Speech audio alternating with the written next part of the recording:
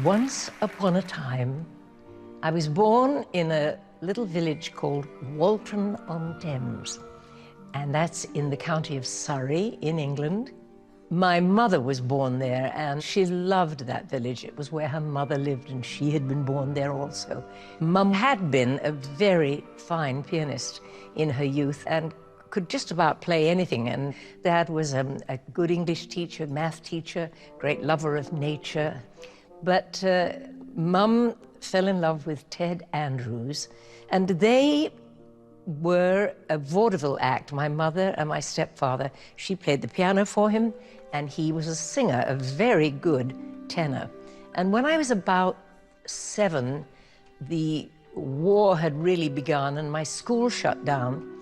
I don't think there was any hint that I could sing, but my stepfather began to give me some singing lessons, which I absolutely hated. But to his and my mother's surprise, they discovered that I had this freak voice with an almost adult range. The sun is a-shining to welcome the day. Hey-ho, come to the fair. The folk are all singing so merry and gay. Hey-ho, come to the fair. And he introduced me to a wonderful mentor and tutor, and for all the years that she was alive, she remained my singing teacher. Come then, maidens and men, to the fair in the pride of the morning. I remember a piece of advice that she gave me when I was quite young.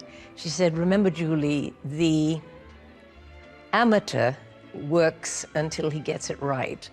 The professional works until he can't go wrong." I'd occasionally appear as a kind of gimmick in my mother and stepfather's act. Eventually, a gentleman called Val Parnell asked if I would appear in a revue that he was starting at the London Hippodrome. I came up out of the audience asking for a balloon that one of the comedians had been making animals out of. The comedian on stage asked me, what did I do? Oh, I sing.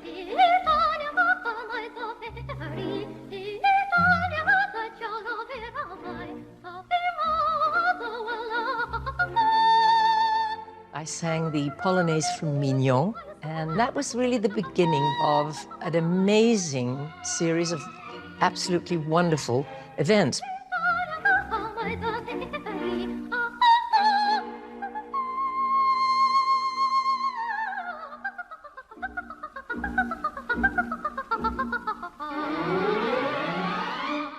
At the end of my time in this revue, which ran for a year, I wasn't allowed to open my own mail.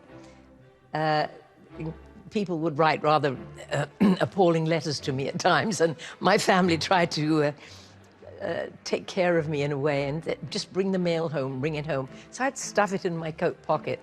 And about 2 weeks after some mail arrived at the theatre, I suddenly remembered that I had it in my pocket, and I handed it to my mother, and she opened a rather important-looking piece of mail, and she went quite ashen, and she said, "Oh, my God, you've been invited to appear in the Royal Command performance." I remembered the Royal Box, and I sang my one famous aria. It was a huge honor. My stock went up at school like you don't believe.